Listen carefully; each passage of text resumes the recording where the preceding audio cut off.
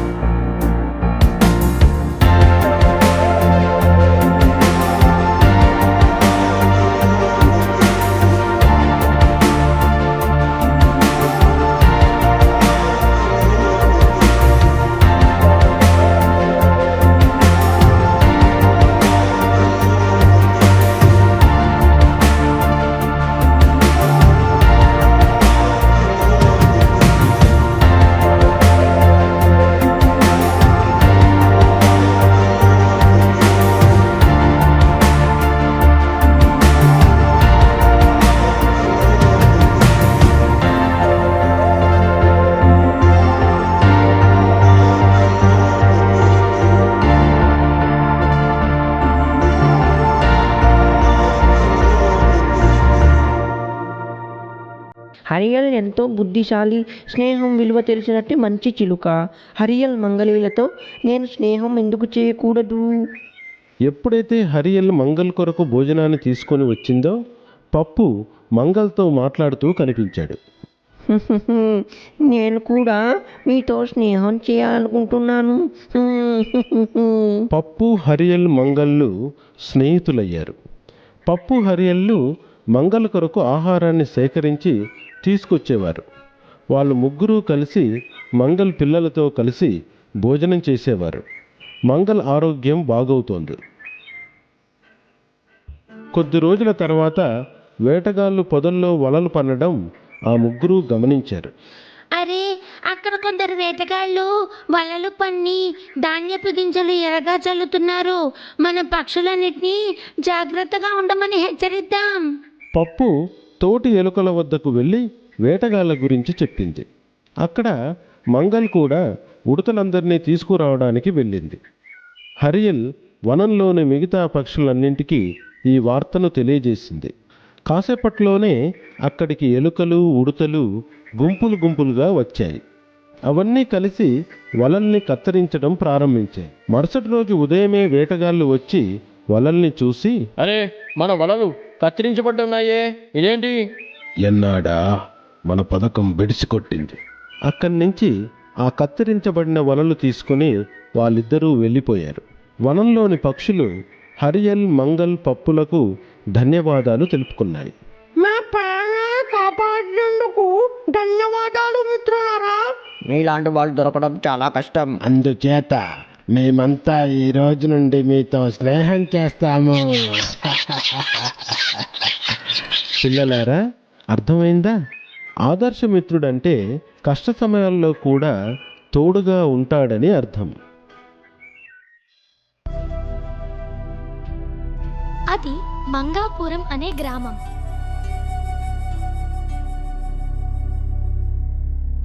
ఆ గ్రామములో మంగయ్య శెట్టి అనే వడ్డీ వ్యాపారి అంతులేని ధనమును కూడబెట్టి తన కొడుకైన జంగయ్య శెట్టికి అప్పగించి కన్నుమూశాడు.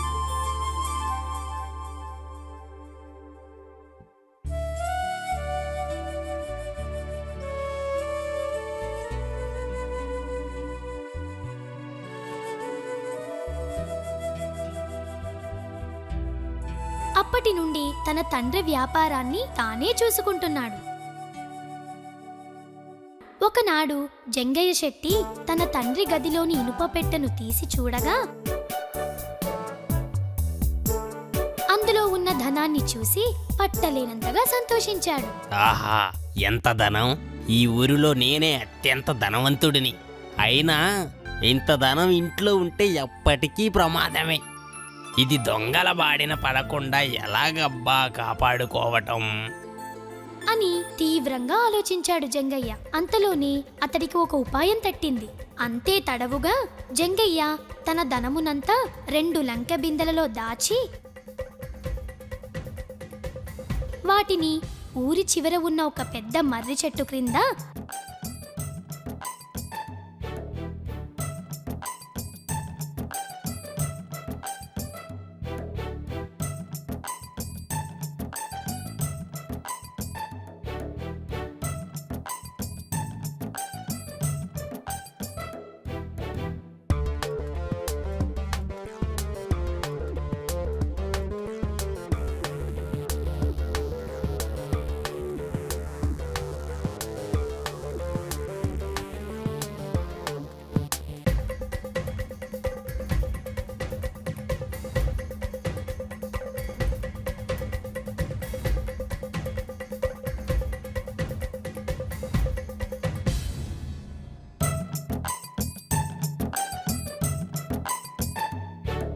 గొయ్యి తీసి దాచిపెట్టాడు.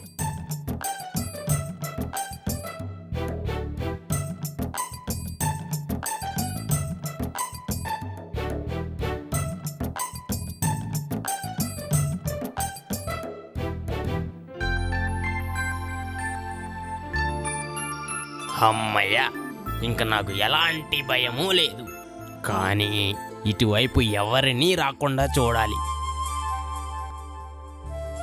అలా జంగయ్య శెట్టి మొదట తాను అనుకున్న విధంగా రాత్రి వేళల్లో పిశాచిలా వేషం వేసుకుని ఆ మర్రి చెట్టు క్రింద తిరగసాగాడు.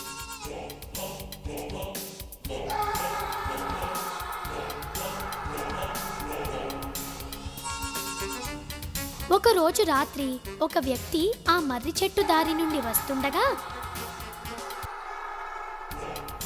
జంగయ్య శెట్టి పిశాచిలా వేషం వేసుకొని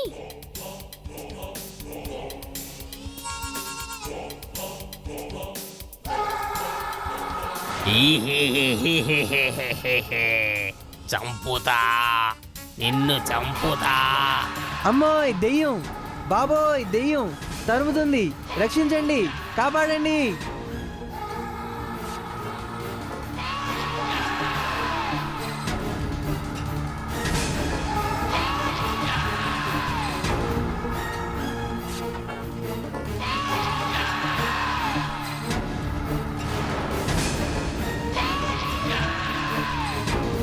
అతను పరిగెత్తి పరిగెత్తి ఊరిలోకి వచ్చేశాడు.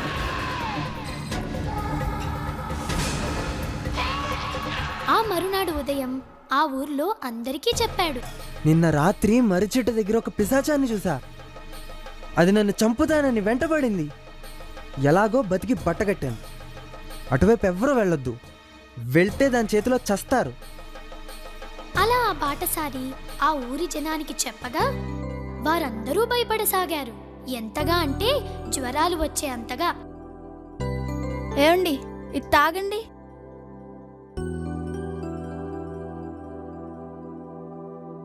దెయ్యం, పిశాచం వెళ్ళిపోయిందా? వెళ్ళిపోయిందండి. అలాంటి సమయంలో జంగయ్య శెట్టి తన వ్యాపార ధరలు అమాంతంగా పెంచేశాడు. జంగయ్య గారు, మీకు ఈ ఊరి పరిస్థితి తెలిసి కూడా ఈ విధంగా ధరలు పెంచడం న్యాయమేనా?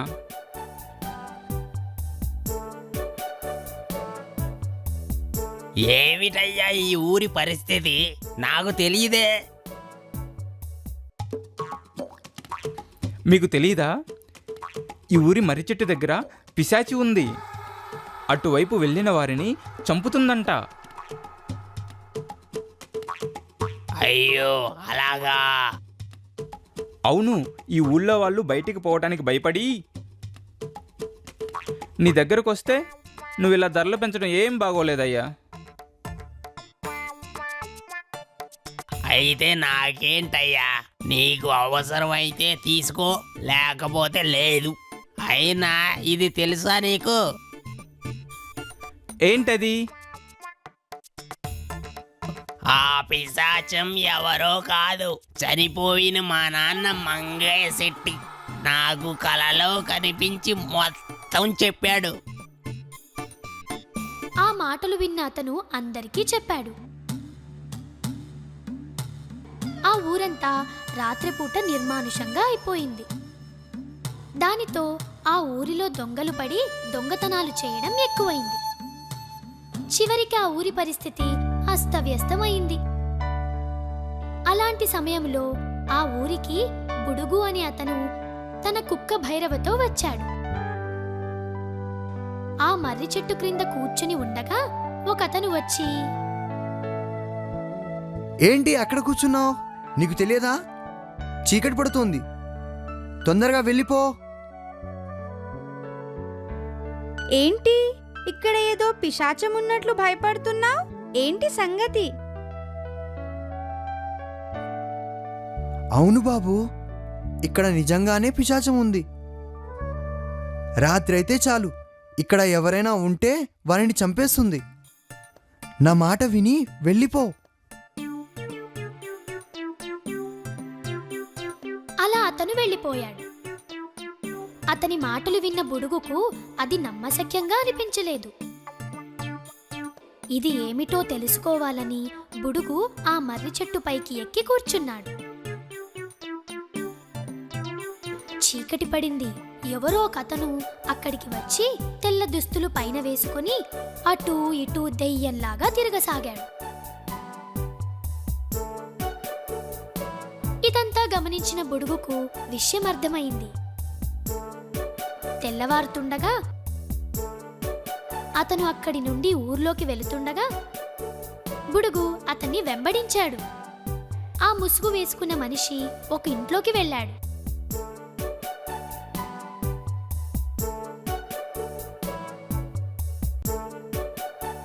అమ్మయ్య, ఎవరూ చూడలేదు.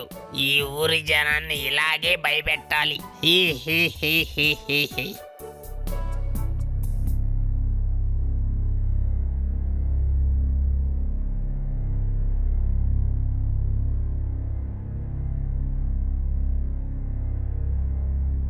బుడుగు ఊర్లోకి వెళ్ళి ఆ ఇంటి గురించి వివరాలు అడగసాగాడు. అలా ఒకరిని వివరాలు అడగగా, ఆ ఇల్లు ఎవరిది? ఎంతకాలం నుండి వారు ఆ ఇంట్లో ఉంటున్నారు? ఆ ఇల్లు మంగయ్య శెట్టి కొడుకు జంగయ్య శెట్టిది. వాళ్ళ నాన్న చనిపోయాడు. బతికి ఉన్నప్పుడు వడ్డీతో చంపాడు, చచ్చిన తర్వాత పిశాచమై చంపుతున్నాడు. ఆహా, అలాగా. వాళ్ళందరి మాటలు విన్న బుడుగుకు అసలు విషయం అర్థమైంది. ఈ విధంగా అందరినీ భయపెట్టడం ద్వారా ఆ ఊరి ప్రజలు ఎక్కడికి పోకుండా ఇక్కడే ఇతని దగ్గరే వస్తువులు కొంటారని, అప్పుడు అతను అధిక డబ్బు సంపాదించవచ్చు అనుకుంటాడు. అయినా అతని దగ్గర ఎక్కువ ధనం ఉంది, కానీ అతని ఇంట్లో దొంగలు పడలేదు. అతను మర్రి చెట్టు క్రిందే ఎందుకు తిరుగుతున్నాడు అని ఆలోచించి ఆ మర్రి చెట్టు దగ్గరికి వెళ్లి పరిశీలనగా చూశాడు. అక్కడ కొంచెం ఏదో త్రవ్వినట్లుగా ఉంది. బుడుగు వెంటనే అక్కడ త్రవ్వి చూశాడు. ఆశ్చర్యపోయాడు. అక్కడ 2 లంకె బిందెలు కనిపించాయి. తీసి చూస్తే అందులో నిండా ధనం ఉంది. బుడుగుకు అసలు విషయం అర్థమైంది. అతని నాటకం బయట పెట్టాలనుకున్నాడు.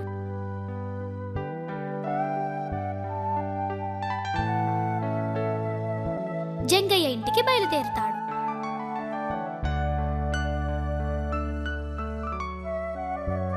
జంగయ్య, జంగయ్య,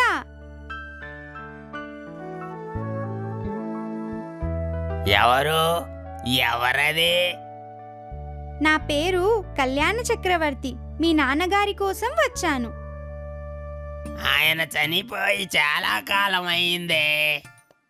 అవును, మీ నాన్న నా దగ్గర 5,000 రూపాయలు అప్పు చేశాడు.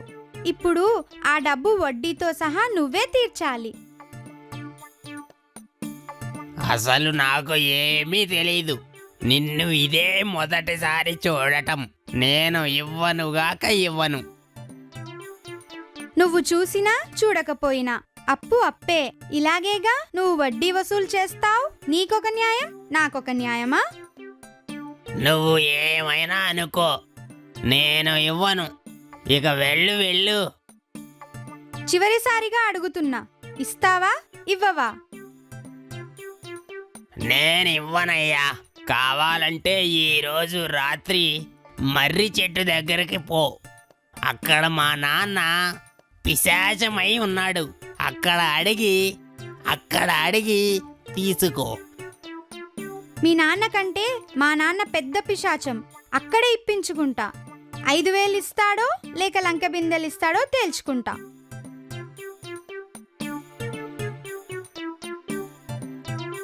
అని అక్కడి నుండి బుడుగు వెళ్ళిపోయాడు.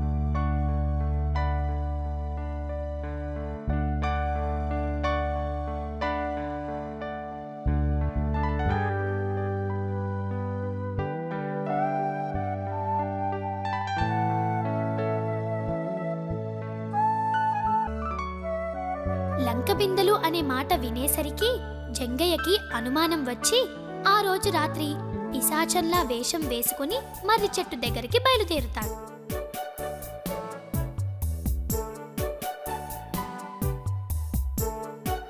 కానీ అంతకు ముందే బుడుగు ఆ మర్రి చెట్టు పైన దాక్కున్నాడు. జంగయ్య పిశాచి వేషంలో తిరుగుతూ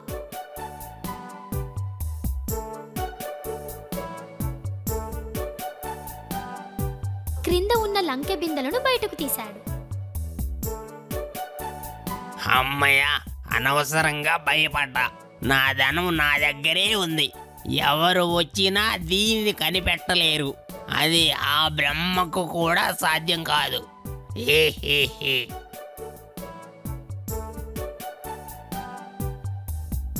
సరిగ్గా అదే సమయానికి బుడుగు చెట్టుపై నుండి క్రిందకు దూకాడు. జంగయ్య భయపడి గట్టిగా అరిచాడు.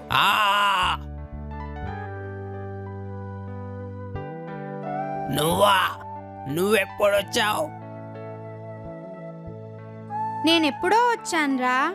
నీ గుట్టు రట్టు చేయడానికే దాక్కుని ఉన్నాను. పద ఇంకా అని బుడుగు జంగయ్యను ఊర్లోకి తీసుకుపోయి ఒక చెట్టుకు కట్టేసి ఆ ఊరి జనాన్ని పిలిపించాడు. వచ్చిన వారందరికీ జంగయ్య ఆడిన పిశాచి నాటకం గురించి వివరించాడు. ఓరి వెదవా, ఇదంతా నీ నాటకమా? మమ్మల్ని అందరినీ పిశాచి అని చెప్పి మోసం చేస్తావా? నీకు మేము విధించే శిక్ష ఊరి బహిష్కరణ. తక్షణం ఈ ఊరి నుండే వెళ్ళిపో. పో పో పోరా పో. చాలా కృతజ్ఞతలు నాయనా. నీ వల్ల మాకు పట్టిన జంగయ్య పీడ వదిలింది. అలా బుడుగు తన కుక్కతో కలిసి పక్క ఊరి సమస్యలు పరిష్కరించడానికి